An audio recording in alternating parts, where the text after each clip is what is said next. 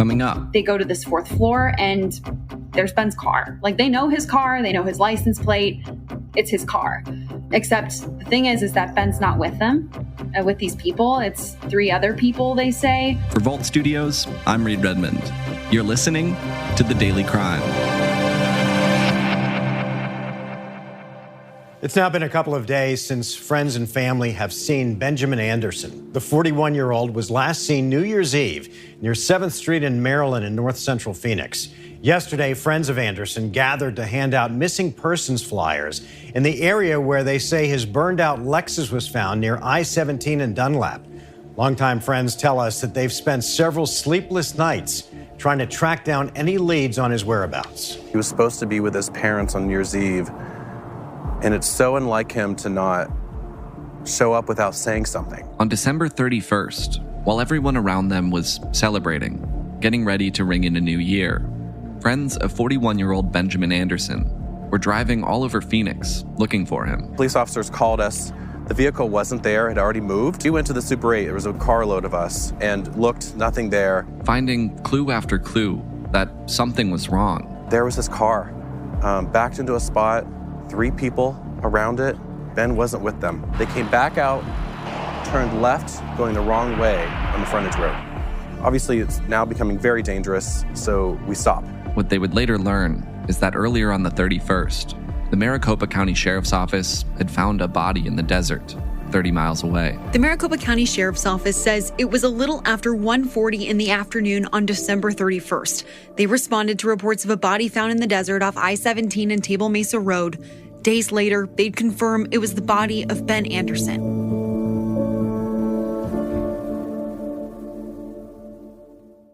Colleen Sikora is joining us from 12 News in Phoenix. Colleen, thanks for taking some time to talk about this case. Yeah, absolutely. Thanks, Reed, for having me.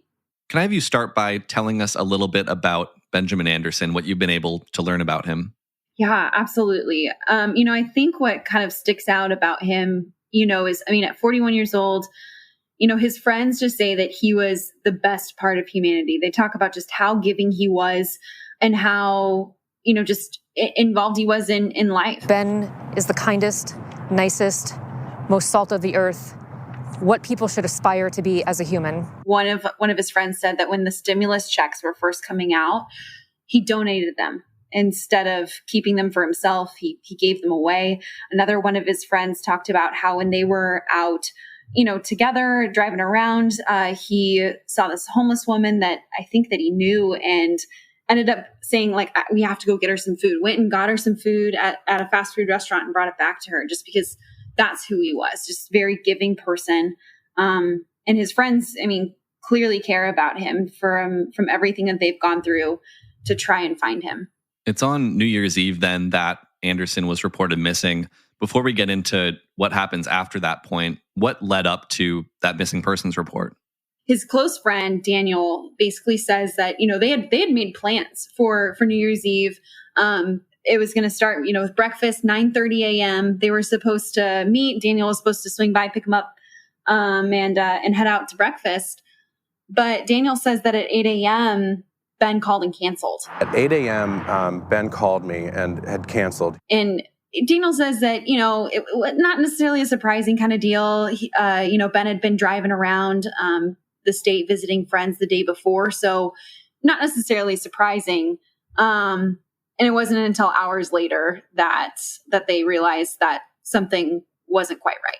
So at that point, during that phone call at 8 a.m., there wasn't anything, it sounds like, that stood out to this friend Daniel as unusual. No, he says, nothing was unusual about that, especially given, what he was doing on December 30th, the day before. It wasn't unusual at all. And it wasn't, unbeknownst to Daniel and all of Ben's friends, but, a few hours later at 1:40 p.m., that's when the Maricopa County Sheriff's Office tell us that they had their call for service initiated for a body that was found in the desert north of Phoenix, quite a few miles, from, the city center. This is kind of in a very northern part of the valley.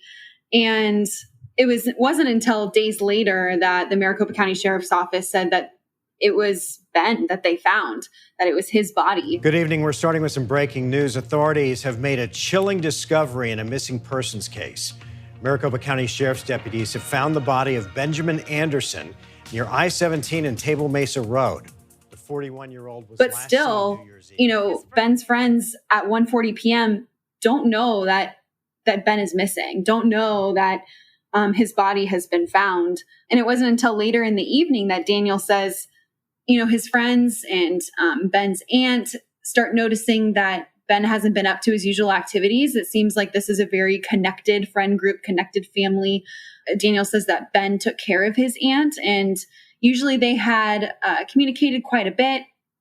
And by 6:30 p.m. on New Year's Eve, everybody's kind of realizing that Ben hasn't really been in contact with them. And so Daniel then goes over to Ben's house in Phoenix. He says that he doesn't see Ben's car in the driveway. His car was gone when I got there. Daniel has a key, so he lets himself in. He finds credit cards and cash are left on the counter. He says that laundry was kind of strewn about in his condo, which Daniel says that was actually a pretty big thing. Well, most of us might say, yeah, I've got laundry hanging out in my house, of course. Daniel says that was actually very odd for Ben. What struck me the most is that there was a wet towel on his bed. And Ben is very clean and tidy in his home. He would never do something like that. He kept a very clean home. And so when there was a wet towel on his bed, that's what he said struck him. And again, the friends and family, they don't know about this body that's been discovered out in the desert. And so it's at this point, then they're concerned enough that they decide to file a missing persons report, right? Yeah. So by 7:30, his friends and family have reported Ben missing to Phoenix police. Daniel says, so Ben was driving a Lexus, and apparently Lexuses have a GPS tracker in them. And so they call Lexus to see if they could kind of GPS track the car. Daniel says that, they kind of go back and forth with Lexus. Ultimately, Lexus wouldn't release that location to them. They could see the location, but they wouldn't release it to us. They did give it, to Phoenix police. And they went over to a motel, a Super 8 motel off of I-17 south of Dunlap, which is, it's in Phoenix proper, not, kind of a little bit northwest of downtown. And Daniel says that the police called his friends and family and said that, his car, Ben's car, the Lexus, wasn't there. It was already gone. And so at this point, Daniel and some other folks decide to just hop into a car and start looking. And so they go over to the Super 8, they double check there, and they decide, okay, because it's New Year's Eve, right?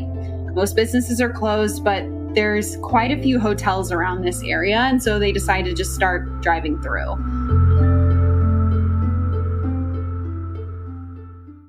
As the night goes on, as you've described, Benjamin Anderson's friends are driving around to different hotels. At what point do they spot something?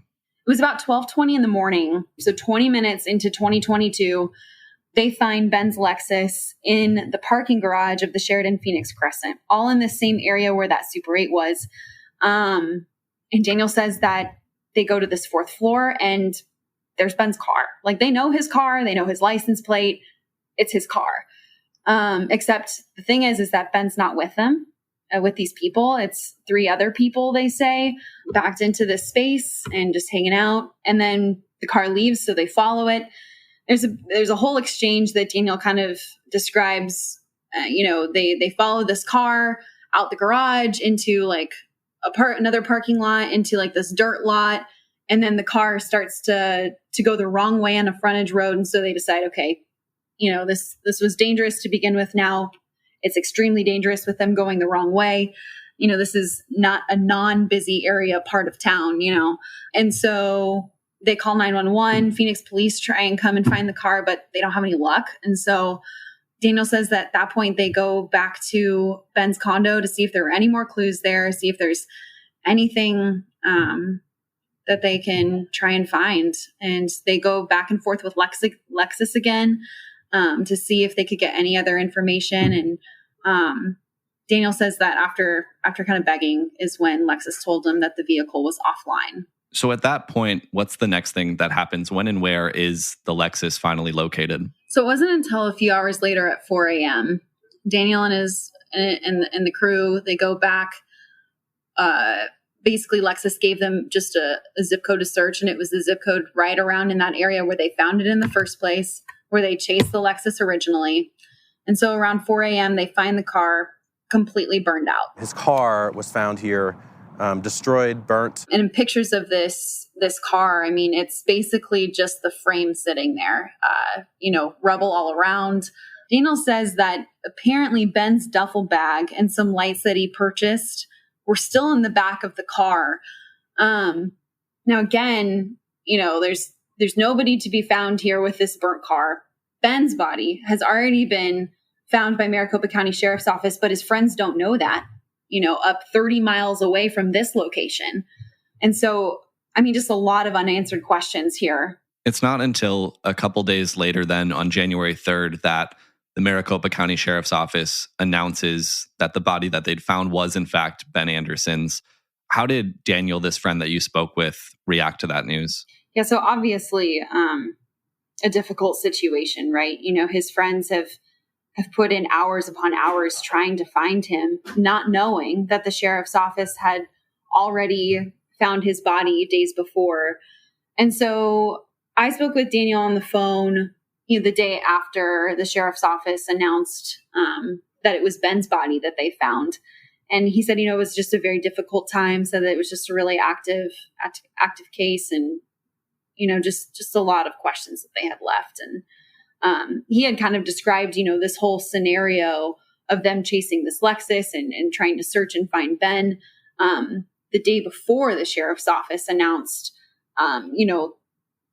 that they had found Ben's body. And now, it's been kind of just waiting on answers. Phoenix Police and Maricopa County Sheriff's Office have not released really any other details. The only other detail we were able to get from them is what time they found Ben's body. Other than that, they say that their homicide unit is working the case.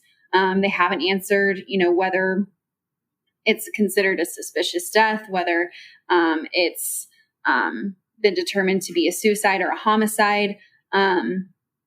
And so just a lot of questions still left now. And it seems like the biggest one has to be who was driving Ben Anderson's car around in the early morning hours of New Year's Day. Absolutely. And Daniel said, it's like it was him and a bunch of Ben's friends in the car. They know him, they know his friends. And those three people that were driving his car, he says they didn't recognize. We'll certainly be keeping an eye on this in the hopes that we'll start getting answers to some of these questions soon. Colleen Sikora with 12 News in Phoenix. Thanks for joining us once again. Absolutely. Thanks, Reed. And thank you, as always, for tuning in to another episode of The Daily Crime. We're here 5 days a week, Monday through Friday. So if you haven't already, make sure you hit subscribe or follow wherever it is you're listening right now. If you're looking for more podcasts, you can head over to vaultstudios.com for a full list of our shows. That includes our weekly podcast, True Crime Chronicles. That's also hosted by me and Will Johnson. That'll do it for this one. Until next time, for Vault Studios, I'm Reed Redmond.